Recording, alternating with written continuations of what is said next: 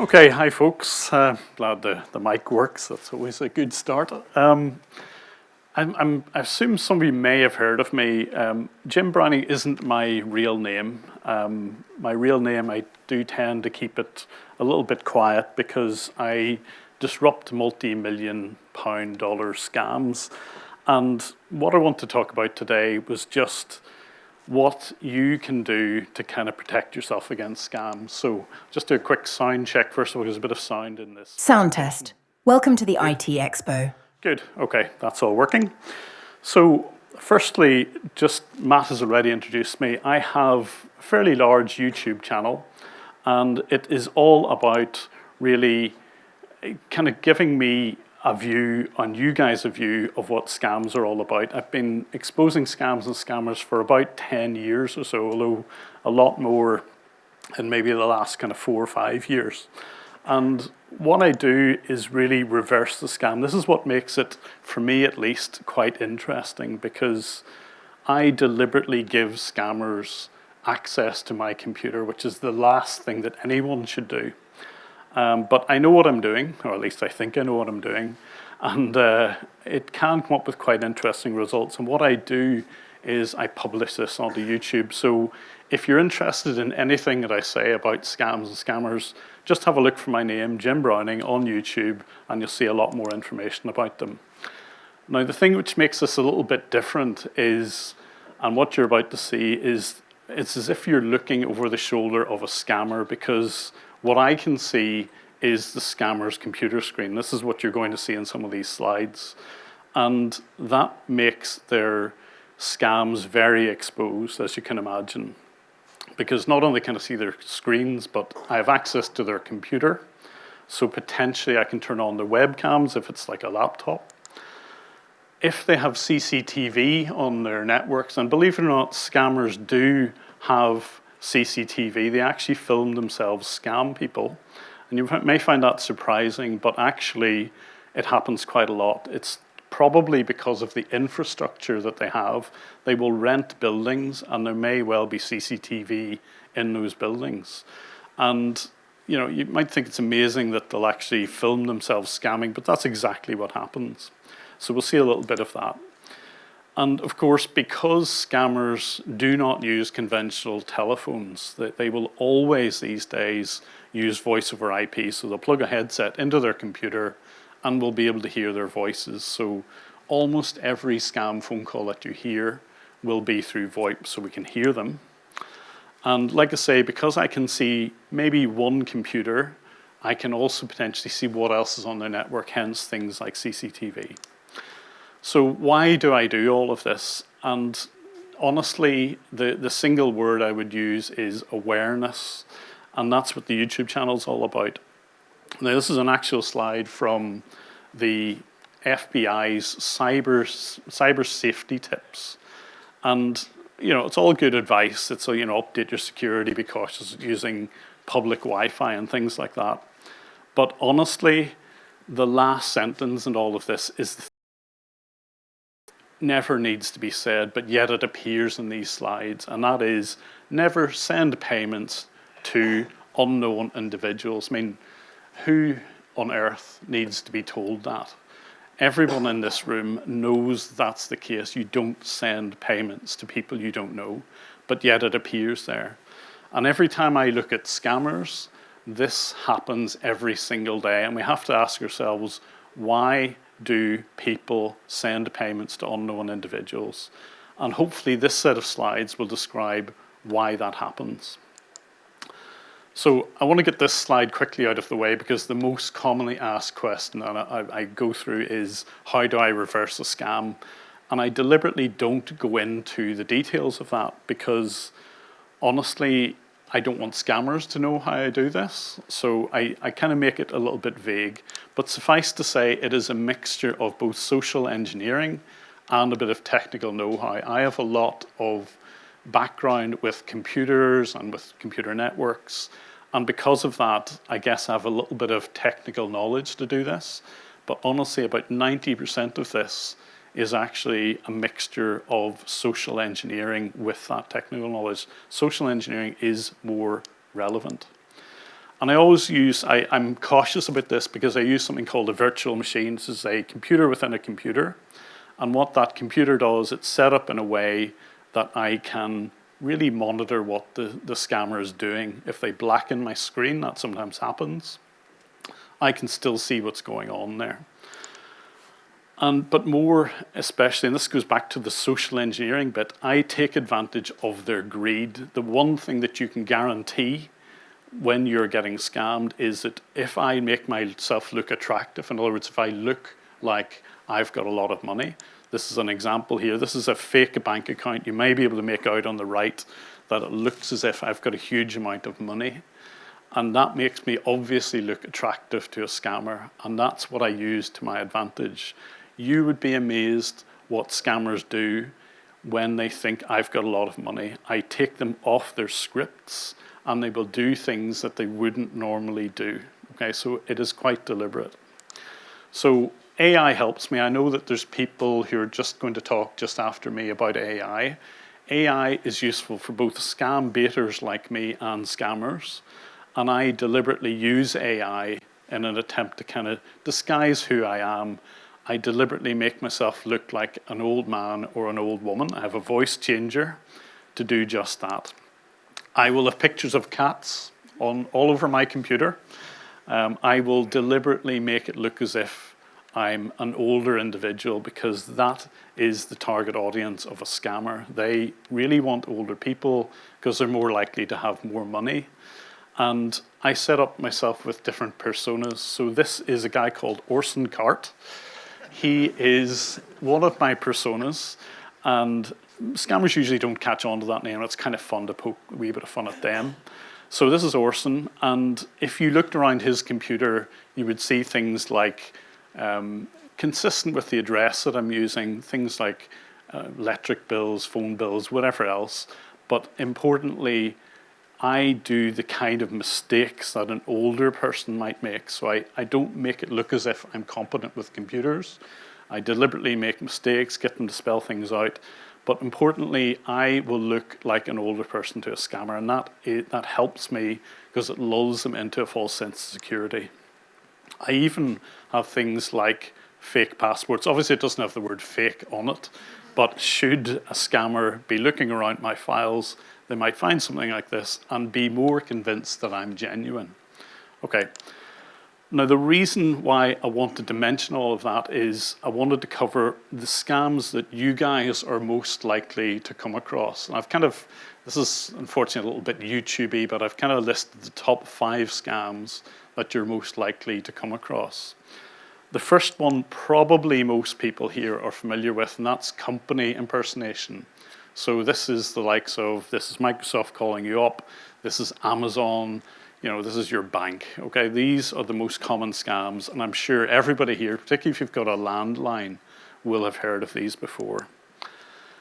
But these other 4 are probably less well known, but unfortunately they're coming to the fore now. These are becoming more and more common. And the second one is investment scams, or it's usually cryptocurrency, but investment on recovery scams. People will also be known to have invested in something, and then if they've lost any money, all of a sudden they get another call saying, I'm going to help you recover that. The third one is maybe a term you haven't heard before, and that's called pig butchering. It comes from a Chinese word, shazupan, and that is a combination of a romance scam and a crypto scam, and it's particularly cruel because the romance scam, obviously they've built up a layer of trust there, and yet this girlfriend, boyfriend is all of a sudden pulling the rug whenever it comes to investment scams. The other one that I think is quite common or becoming common in the UK is family impersonation scams. So again, family impersonation is just a relative, a friend, and they're reaching out to you for a bit of help. We'll come on to that in a second. And lastly, if we have time, hopefully we will, authority figure scams. And all of these I'm going to cover in a bit more detail. But we'll start with the one that you're most familiar with probably, which is impersonation scams, company impersonation scams. And you can see on the left that this is probably an SMS, which I would imagine a lot of people or most people would have received, and it's a fake Royal Mail. There's a parcel being delivered, click here. And I think most people know that if you did click that link, what you would end up on is a form which says, give me your personal details, including bank account details. And I think most people believe that that is the end of the scam. They can use those personal details and then purchase things. But that's not really what this scam is about. What the real scam is, it happens weeks or months later when you get a second phone call. You think unrelated to what you've filled in the form, but of course that second phone call is supposedly from your bank, and it says that there's suspicious activity on your account, but they become believable because they're able to quote the last 4 digits of your bank account number. This is Lloyd's or whatever you happen to have filled in that form. But the point is, it's a 2-step scam. Okay, so if you ever see one of these, it is for a follow-up scam rather than filling in the details. Now, there's a telephone variant of this. I'm just going to play this very quickly. Hello, this is an automated call from Royal Mail Post Office. You have a missed delivery that needs to be collected at our depot. To get more information about your parcel, please press 1. Okay, so that's kind of a standard scam. So impersonating the Royal Mail in this case. There's other variants of this, and if you're in a business in particular, you're more likely to see what you see on the left here, which is an invoice that you may not recognize. This one is for an iPhone order, and it's for such and such an amount of money. In this case, it's a phone number, but equally this could be in the UK. Now, the key thing about this is large companies like PayPal in this case do not put their phone number on any of these. So if you ever see an invoice with, in this case, it's like a blue colored telephone number. If you see telephone numbers plastered all over this, more than likely it's a scam, because you will see that these days, what company really wants phone calls? Scammers do. And you may have seen the picture on the right here. So this is a pop-up. So if you're browsing the internet, all of a sudden something like this pops up. Microsoft Security Alert. Your window is blocked because your computer is infected with Trojan viruses and it is infecting Microsoft servers. Please call support immediately and do not shut down or restart your computer because it will spread the viruses more and all of your data will be deleted.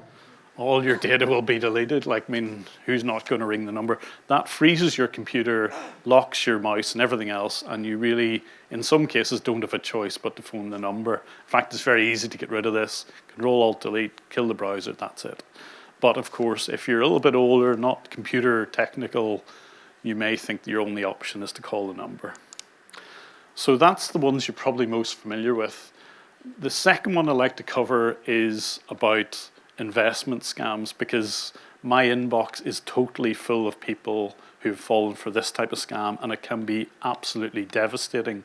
People lose their life savings over this. And these, the ones that you heard previously, they tend to come from India. You will find that if you pick up the phone or whatever, usually the scammer is based in India. In this case, for investment scams, really it could be anywhere, but I'm currently tracking quite a number of these scammers to the Republic of Georgia, of all places, and a lot of them tend to be in Eastern Europe. So, like I say, it could be absolutely anywhere in the world. This is Tbilisi, and it seems to be a capital for this sort of scam. And the way that they get people invested in this is through fake adverts. Now, whoever created this deliberately used the BBC News website as like a template for this. And I guess they probably aren't English because they're for some reason using Philip Schofield to advertise something. Probably not a good idea. But that's what this is all about. And these are usually of the same format. So this is supposedly Philip Schofield, who definitely hasn't put his name against this. And he is supposedly having a conversation with Eamon Holmes, so again, out of date, but doesn't really matter to scammers. And if you look through these adverts, you would see a supposed conversation where Philip Schofield is making a load of money because he's invested £200, £250 into something, and then for some reason he's made thousands of pounds. And there's only one link that works on this page, and that will take you to something that looks like this. This is something which is saying, hey, you've got only 10 minutes to sign up for this. And it will just ask for your name, your email address, and your phone number. And when you register, it may or may not do anything at the end of that registration process. Now, it will always have a name like quantum AI or quantum crypto AI, or this is quantum apex AI. They use a mixture of buzzwords to make it sound technical, because this is a system that's just going to make you a lot of money. But the key thing is that if you did click that link, and this is the Chris Tarrant version of that, okay, so they'll use any random celebrity, they don't really care. If you did put money into this, you would end up being registered on a website which is incredibly convincing. And this is one that I signed up for. I had to put £200 in just to see what would happen. And I ended up on a website. I'm just going to play through this, but it's a very functional website. You would be very hard pushed to see that this is entirely fake, but that's what it is, because it's taking in real market information. So if you were an investor, the type of tools that you see at the side of this screen are exactly what you would expect to see if you were on a real investment website. It pulls in real market data in real time. I actually ran this on a Sunday, and I tried to kind of change an investment, and it said the market is currently closed. So it was pulling that in real time. So you would be very hard pushed to see whether this is fake or not. But it's deliberately crafted so that if you put any money in there, they manipulate the profits, the supposed profits that you make. And what happens is you actually end up making a lot of money in theory. Now, they may allow you to withdraw a small amount. They'll never let you withdraw the full amount. But the key bit is that you will continue to make money, and you will get the people who are behind this website calling you and making sure that you're keeping investment going, because you, in theory, are making lots of money. So you can't tell from the website that this is fake, but yet you're making lots of money. I've even had them say, like, if you don't have any more money, why don't you go to your friends and family, ask them for money, and invest yet more in it? So they're absolutely ruthless, these people. They will want you to put as much as you can in, and they'll be able to point to this website showing you how much money, in theory, you're making. And you really don't realize that it's a scam until you try to withdraw it all, and suddenly there are obstacles. You haven't paid enough tax. You haven't reached a minimum threshold. They will use all sorts of excuses like that to try and get you to invest more and more. Basically, you will never see the money again. Now, I had at least 12 different phone calls when I filled that form in, and each one of them, it was funny because by the time it came to the second or third one, the guy actually said, I said, look, I've just had a phone call, are you calling me back? And the guy actually said to me, no, the other people who have contacted you, they are scammers. We're the real thing, and you should invest with me. So you can keep playing them off against one another. And in fact, they will allow you to withdraw a small amount of money. So if you have the time and inclination, if you want to invest £200 into this and you get a dozen phone calls, they will each let you withdraw about £50, so you can make a profit on it. Only joking, I wouldn't advise it. So that's the fake investment site. There is like an attached scam to this, and if you've ever unfortunately fallen victim to this, the names of those victims get passed around other scammers who will promise to recover your funds. And the way they do this is very, very sneaky. In fact, what they do is they have something called fake cryptocurrency. This is my wallet, okay? So if you're familiar with digital currency, you have a digital wallet, and that holds your Bitcoin or whatever else. This is Ethereum. And if you don't look carefully enough at this, this is fake currency. So apparently I have $1.3 million of crypto in this currency, but the point is I can pass this to other people. It is crypto tokens rather than cryptocurrency. So these guys who promise to be able to return your funds, what they'll do is they'll say there's no risk with this because you don't have to pay us until we recover all of your money. And you can see where this is going, because all of a sudden you've got 20,000, 30,000, whatever you invested, it seems to be back in your wallet, but they will be asking for 10% of that. And of course, you will end up giving them real cryptocurrency and you're left with this fake token, which is valueless. So just be aware of that one. So they use all sorts of ads, like these poor people here. Unfortunately, I think this has been photoshopped, and they'll use it to say, look, I've been able to successfully recover 350K's worth of currency. It's all fake. So the third one, again, just check my time, that's okay. Third one is pig butchering scams. So I mentioned this before. This is a combination of a romance scam and a crypto investment scam, or usually crypto investment. And what you see here, it may be hard to read, don't worry about reading this text, but what this person is doing, we're looking at his computer screen, and it is he, and he's using an app called Hello World Pro, and what that app does is it translates multiple WhatsApp sessions. So he's having a conversation with his victims, and he's able to type in English, because that's his native language, and it's translating it to the victim's language. So this victim is speaking Spanish, he types in English, it translates it for him, and he's able to continue the scam even though he's scamming somebody in a different language, in a different culture that he doesn't know, but nevertheless he's able to do this. And what he's actually doing here, and I'll just run this through in a second, is he will type and copy and paste a huge script. So he's building a relationship with his victim, and he's pretending to be this girl.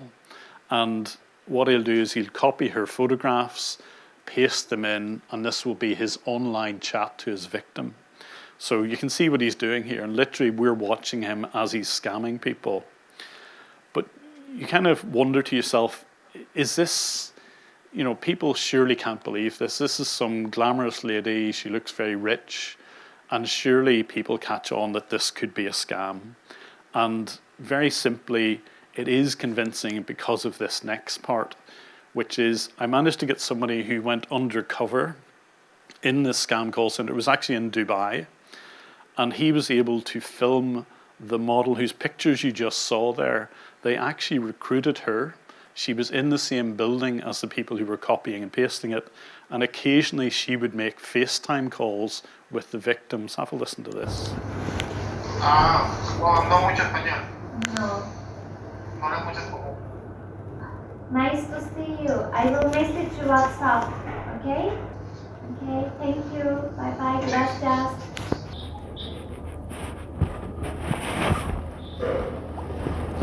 So the guy who was on the inside, he took quite a lot of that footage, and we were able to see and expose their scam. So I actually put this video onto YouTube in about February time, and I haven't given any kind of update since, and actually you guys are the first to see this.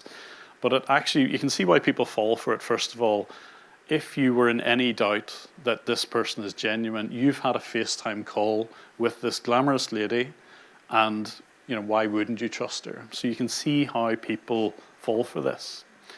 But at least in this case, when I put the video out about 3 months later, and even though I let the police know about this well before I published the video, they took action after it. And these guys, even though the video had been published about them, where they were, who they were, even some of that footage you just saw, they kept going. So they didn't care that there was a video about their scam out there. But eventually the police in Dubai did arrest them. And this is actually footage of that arrest.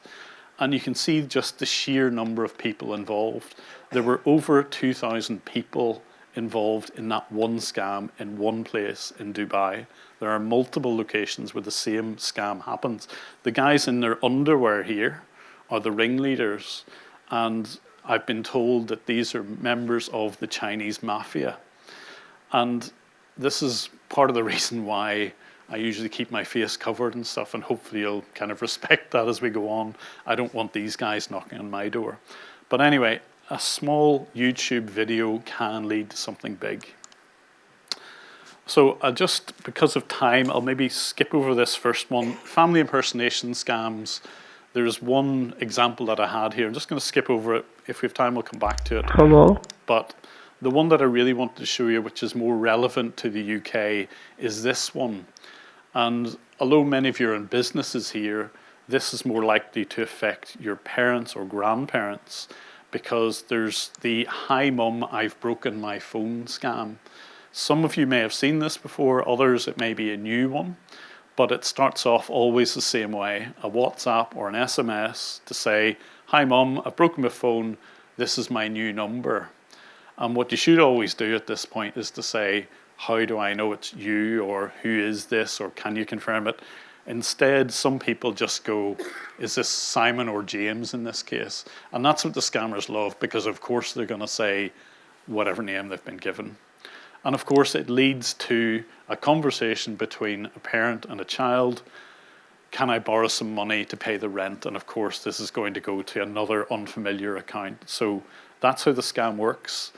But I think the bit that I never really understood is how scammers get people's phone numbers.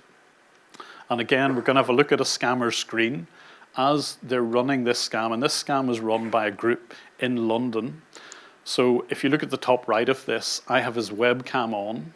Now I've had to blur him because there's still an ongoing police investigation, but he will be, as he is typing this stuff or clicking the button as it appears, I can actually watch him do this, which is always fascinating.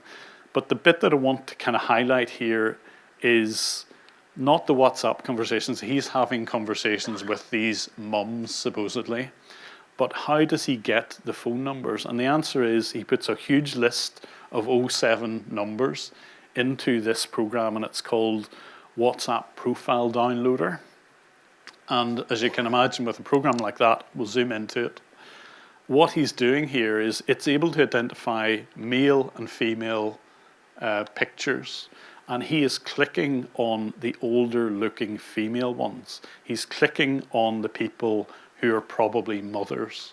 So he's actually targeting this from a random set of numbers. He's actually targeting people who are likely to be mothers. So if you ever wondered about that, be aware that your WhatsApp profile picture is exposed to the world, and people like this can download it and take advantage of it. So the last one I want to cover is authority figure scams. Now this is probably more relevant to the USA because they tend to represent themselves as customs and border protection. And I guess probably because of the migrant population there, I think this is more successful in that country because you're just more likely to come across people who are migrants. Now we're going to look at CCTV here, and this is from a call center in Delhi. And the girl we're looking at is right in the middle in the dark coat, and she is running the customs and border protection scam against people in the USA. And you can listen to what words that she says here. Hello. Yes, hi, how are you doing today? Good. This is Officer Sarah Melendez from US Custom Border Control. We have seized illegal package which was sent from Mexico to Texas under your name. Do you know anything about this package, or are you expecting any package from Mexico? Yeah, I bought some cocaine from Mexico. Yeah, I bought some cocaine from Mexico. That is, by the way, the perfect answer to any of these questions. So, like I say, most people know it's a scam, okay, but it's that authority figure. And like I say, this particular scam kind of grew up in the USA. They represent themselves as Customs and Border Patrol.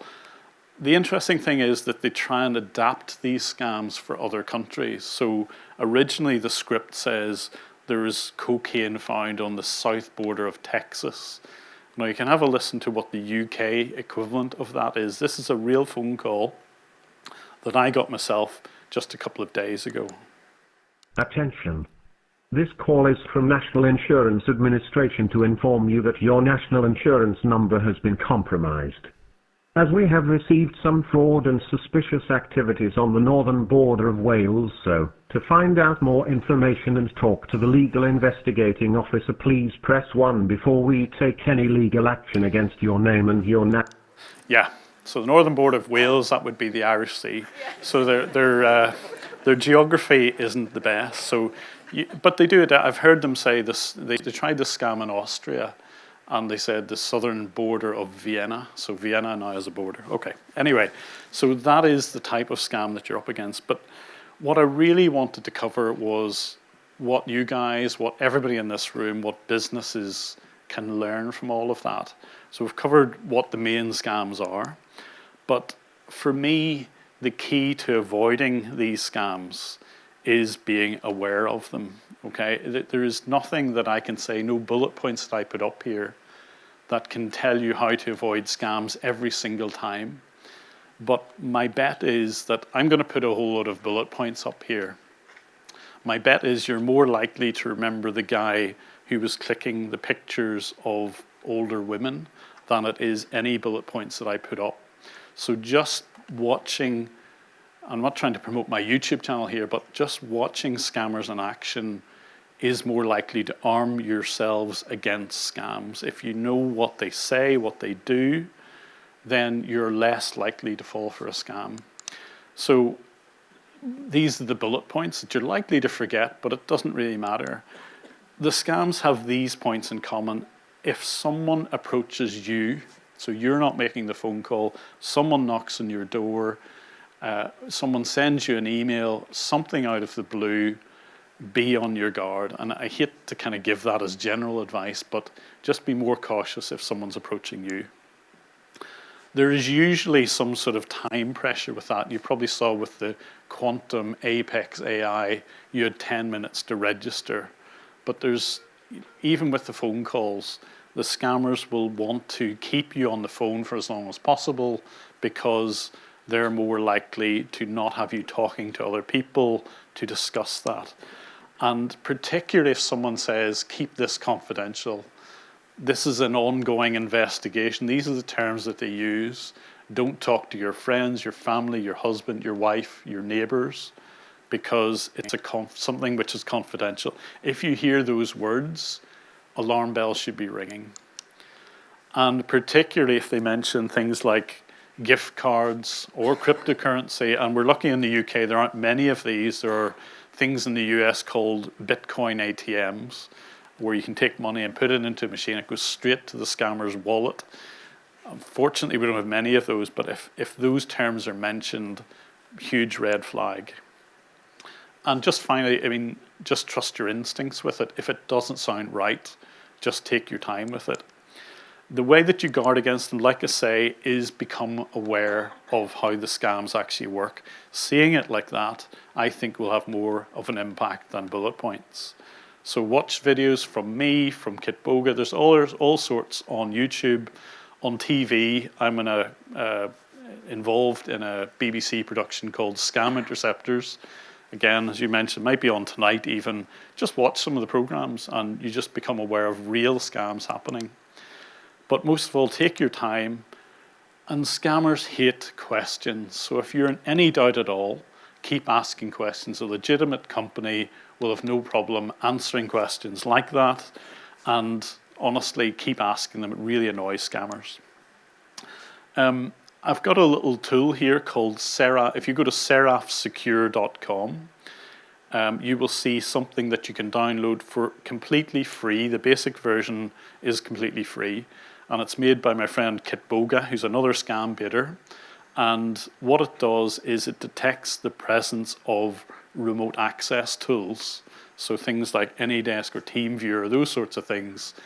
It will detect those and prevent them being installed, or if it's already installed, actually remove them. So if you're worried about like a parent, grandparent, friend, whoever, someone vulnerable, put this on their computer.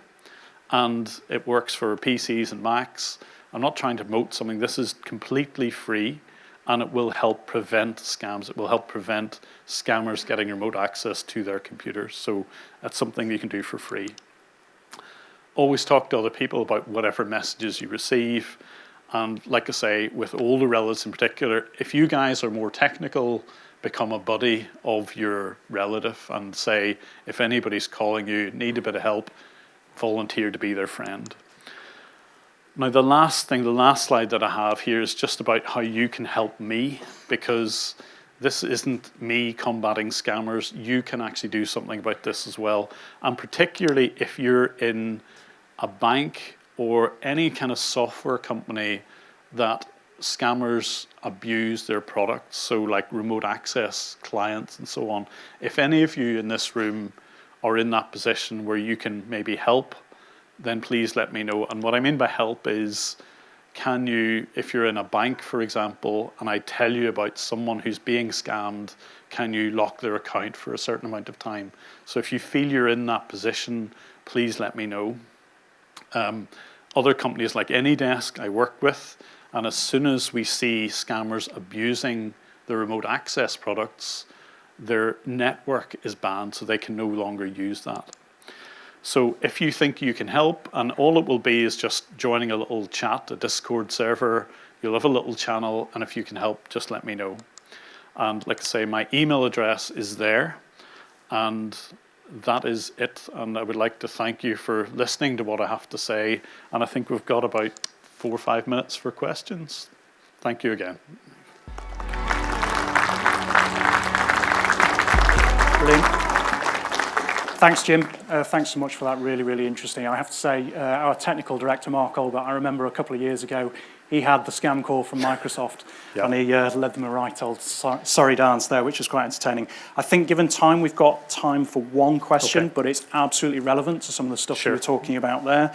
Just reading out from Slido. Jim, what are your thoughts on the recent BBC exposure of fraudsters targeting new digital-only or the challenger banks, particularly Revolut, Monzo and Starling? Yeah, I hate naming particular banks, but some are better and worse than others. And you've probably heard of legislation in the UK where if you are a victim of a scam and you've sent payments fraudulently to scammers, you are entitled to get your money back, but only up to £85,000. That's a backward step, in my opinion. Revolut are one of those banks where, maybe shouldn't name particular ones, but they have a particular problem. And I personally would like to work with some of those banks because I've seen scammers use that more than others. So there is definitely a problem there. And unfortunately, I think scammers know that as well. So like I say, I am very keen to work with any banks to try and help lock that down, even if it just means identifying people who are currently being scammed. Okay, brilliant. Excellent. Thank you very much, whoever put that question in. Excellent. Big round for Jim. Thanks so much. Thank you very much.